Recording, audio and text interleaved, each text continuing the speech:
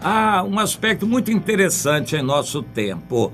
Enquanto o islamismo se esmera em violências e ataques e concentrando seus esforços para se expandir, o restante do mundo fica atônito e tentando minimizar isto, tentando tapar o sol com a peneira, essas violências, estupros e tudo que é cometido lá, enquanto tentam apaziguar os muçulmanos, visando ver se conseguem manter uma certa paz e uma certa convivência com o Islã.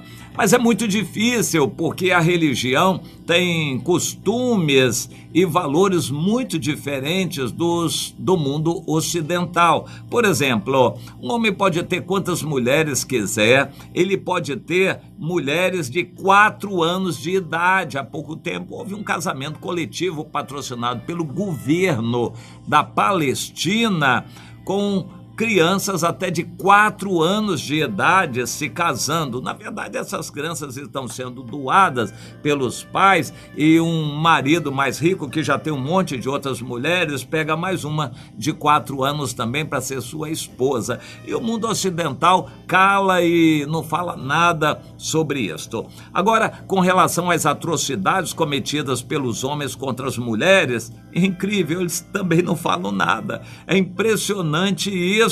Esses movimentos populares, movimentos sociais, movimentos de esquerda, não falam nada contra o islamismo em defender essa prática. Mas eu quero voltar à Bíblia, lá no livro de Esther, no capítulo 1, e uma coisa que nos estarrece é como o livro narra com muita naturalidade os acontecimentos e, inclusive, a chamada, entre aspas, revolta da rainha Vasti contra o rei que mandava, o rei Assuero, que era o chefão de tudo naquela época. O Assuero deu uma grande festa, um banquete colossal. O Assuero é considerado na história o rei Xerxes I, e ele era um pouco estranho, tinha uns pensamentos estranhíssimos, e ele deu uma festa colossal, 6 meses de festa, e depois 1 semana na capital, as pessoas podiam comer à vontade, beber vinho à vontade, e nessa festa ele quis trazer a rainha Vasti, a esposa predileta dele, para mostrar a beleza dela para as pessoas, e mandou que os eunucos a trouxessem. Era costume obedecer, mas por alguma razão naquela festa, ou porque o rei estava muito bêbado, ou porque o rei não deu a ela a honra de ele mesmo pessoalmente vir buscar, a questão é que o rei mandou os eunucos trazerem a rainha Vasti, e ela se achou no direito de rejeitar. Ela iria talvez depois ou com o próprio rei, mas através dos eunucos ela não queria ser levada.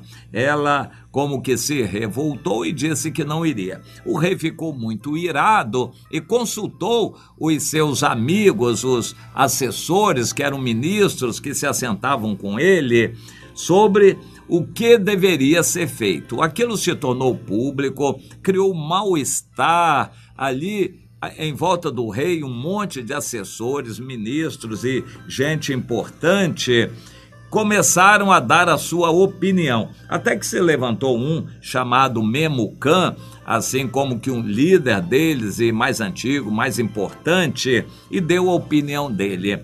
E disse: o rei, o assunto é sério, porque ela não ofendeu somente o rei, ela ofendeu todos os homens e todos os costumes dos persas e de quebra dos medos também. Então, o rei não deveria tolerar isso, porque vai ser o início da bagunça. Ela quebrou o princípio de autoridade. O homem é autoridade sobre a vida da mulher e a mulher tem que obedecer o marido. Como nós vemos, essa cultura do Islã em nossos dias, de os homens mandarem nas mulheres terem o direito de fazer qualquer coisa, até atacar, matar e violentar a mulher. Os maridos podem lá. Essa cultura não é nova, ela, de certa forma, é antiga. O rei era a autoridade sobre a vida da rainha e não podia tolerar aquilo, de forma que a rainha quebrou um princípio de autoridade e não poderia ser admitido. O Memucã, então, fez uma encenação sobre aquilo, convenceu o rei.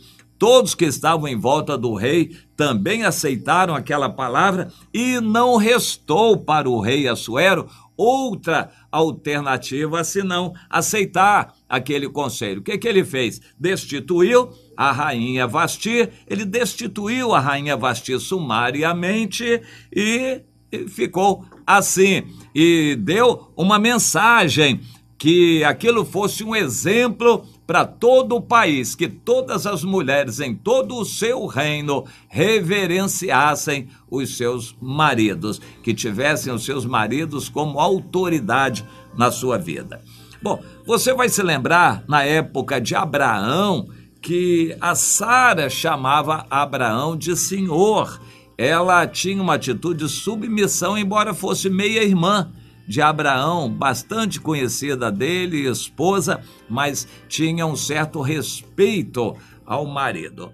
De certa forma, a Bíblia preserva essa questão. A mulher deve ter um certo respeito ao marido como líder.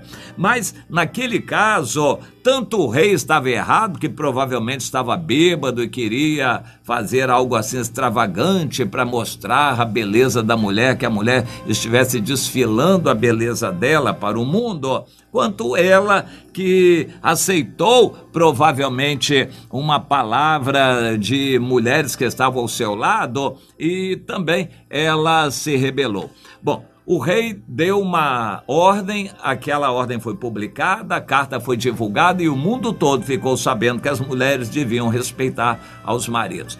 E começou uma história em que, por isto, Deus, dirigindo a história, dirigiu este assunto também, deu a oportunidade de a Esther, uma cativa que tinha se preservado, virgem, que tinha se guardado, que era de boa aparência, ela se cuidava, tivesse a Esther a oportunidade de se candidatar também entre as outras moças virgens, a esposa do rei. Isto foi aceito pelo rei e assim escolheu por um concurso público, como se fosse um concurso de Miss, ele escolheu a nova esposa dele. Deus, dirigindo a história, fez essas coisas acontecerem. Então nós ficamos às vezes a nos perguntar, será?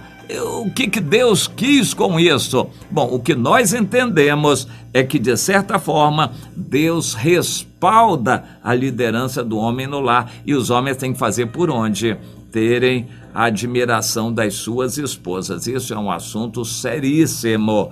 Liderança não se impõe, ela se conquista pelo amor, pelo exemplo, pela consideração, que afinal é o que as mulheres querem. Para se casar, tem que entender isso, porque caso contrário, vai ser um ajuntamento para ser desfeito logo a seguir, e Deus não quer ficar apoiando ajuntamentos assim que vão ser desfeitos logo a seguir. O casamento é para valer. A mulher tem que avaliar se ela vai conseguir ser submissa. Deus, dirigindo a história, deixou para nós exemplos fortíssimos.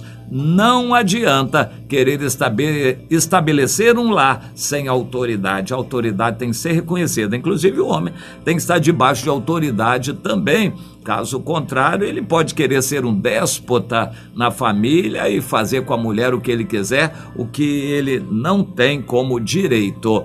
Temos que entender este assunto e procurar cada um seguir princípios da natureza, princípios espirituais, princípios bíblicos para a constituição de uma família no caminho do Senhor. É o que Deus quer para cada um de nós e vamos meditar sobre isso, meu irmão, minha irmã.